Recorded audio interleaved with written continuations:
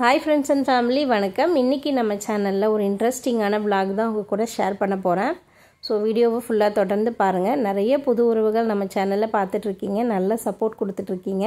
First time யாராவது channel பார்க்குறீங்க அப்படின்னா கண்டிப்பா Subscribe பண்ணி சப்போர்ட் பண்ணுங்க. வாங்க வீடியோக்குள்ள போலாம். டைம் பாத்தீங்கன்னா ஒரு 10:30 போல ஆயிருச்சு. அப்படியே லைட்டா க்ளீனிங் வர்க் எல்லாம் போச்சு. நம்ம பண்ற சமையலுக்கு டெய்லியுமே அடுப்பு கழுவணும் அந்த அளவுக்கு தான் இருக்கு. எப்படியோ எண்ணெய் திரிக்கிறது அப்படி இப்படின்னு போகும். அந்த அடுப்பு க்ளீன் பண்ணோம் அப்படியே தான் நம்மளுக்கு பார்க்குறதுக்கு கொஞ்சம் ஓகேவாக இருக்கும்.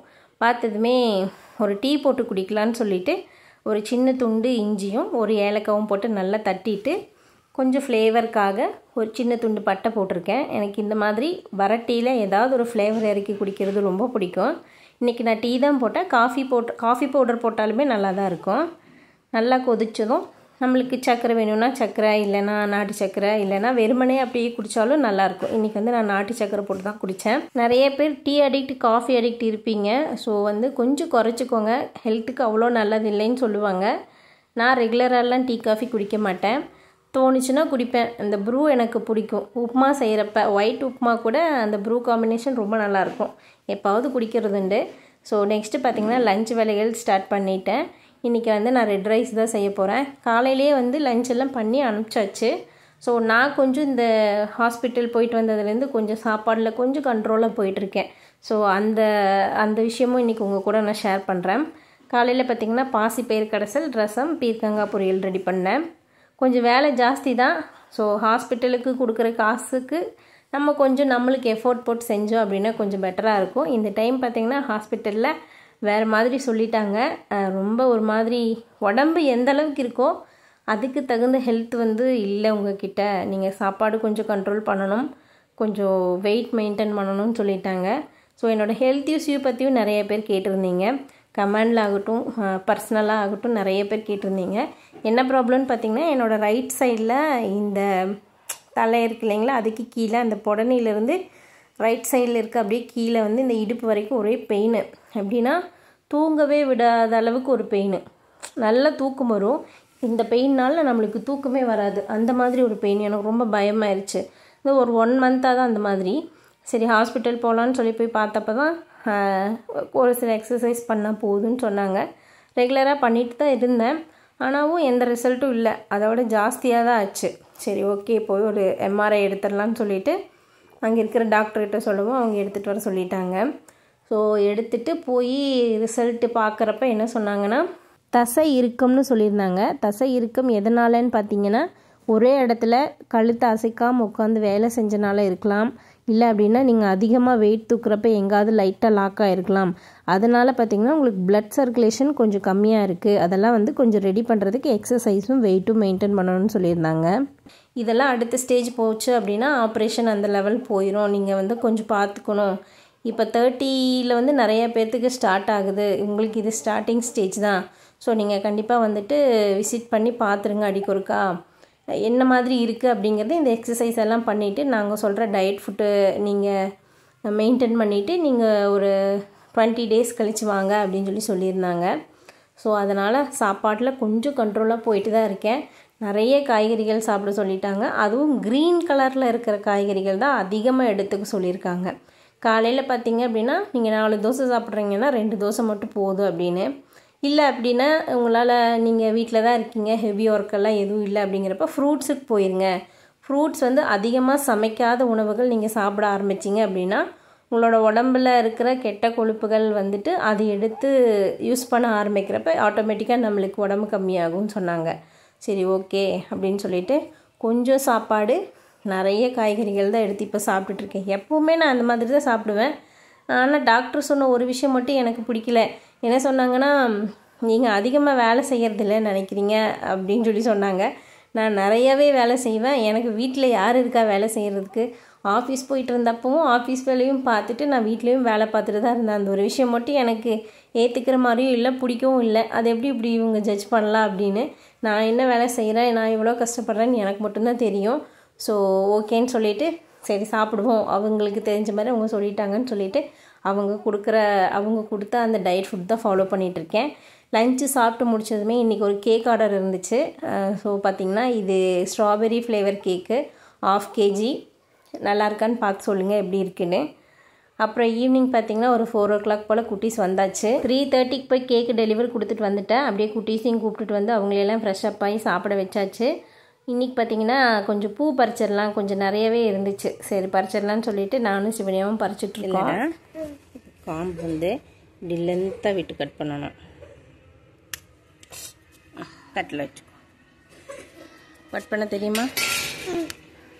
இங்கே கட் பண்ணணும், இங்கே கட் பண்ணணும்.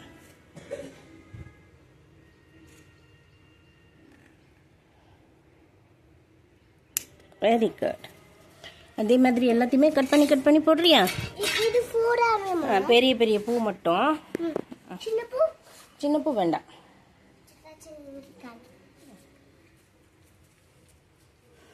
லென்த் பார்த்தியா, லென்த்தாக விட்டு கட் பண்ணணும். இங்கே விட்டு கட் பண்ணணும், இங்கே விட்டு கட் பண்ணணும். குத்தாதுடா.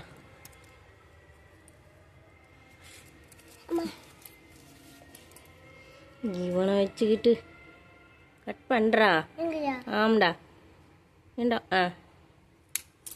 எடுங்க. காட்டில் இரு. என்ன சொல்கிற? என்னமோ சீசர் விடு. இதை பிடி.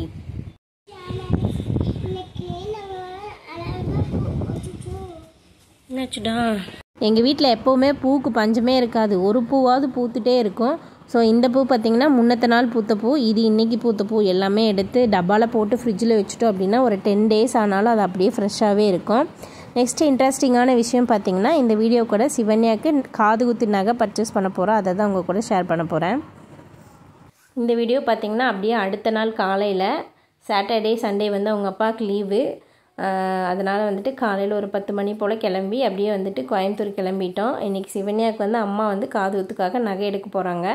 நீங்கள் வந்தீங்கன்னா உங்களுக்கு பிடிச்ச மாதிரி எடுத்துக்கலான்னு சொல்லிவிட்டு எங்களையும் வர சொல்லியிருந்தாங்க. ஸோ நாங்கள் 4 பேருமே கிளம்பிகிட்ருக்கோம்.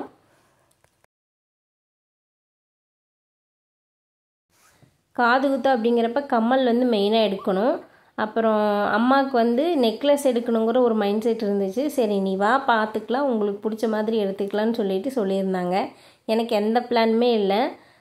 சரி ஓகே போயிடலான்னு சொல்லிவிட்டு அப்படியே கிளம்பி ஃபஸ்ட்டு பார்த்திங்கன்னா பாப்பம்பட்டி தான் போயிருந்தோம். பாப்பம்பட்டியில் வந்துட்டு இவங்க அப்பாவுக்கு ஆயுர்வேதா கிளினிக் ஒன்று போயிருந்தோம். அந்த கிளினிக்கில் பார்த்திங்கன்னா அவங்க அப்பா உள்ள டெஸ்ட்டுக்கு போயிட்டாங்க. இங்கே முன்னாடி நிறைய செடி வச்சுருந்தாங்க. அது என்னென்ன செடினே தெரியல. நான் இதுக்கு முன்னாடி இந்த செடியெல்லாம் பார்த்ததே இல்லை. அவ்வளோ நல்லா இருந்தது பார்க்குறதுக்கு. அவங்க சொன்ன விஷயம் பார்த்திங்கன்னா 20 நாள் தண்ணி ஊற்றுலனால அது அப்படியே இருக்கும். இதெல்லாம் வந்துட்டு பாலைவனத்தில் வளரக்கூடிய செடிகள் அப்படின்னு சொல்லியிருந்தாங்க.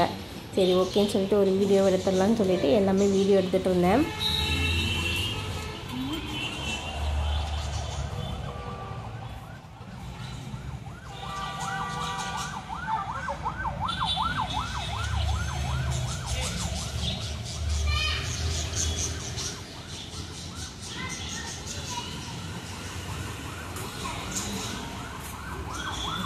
ஆத்தாச்சா என்ன சொன்னாங்க?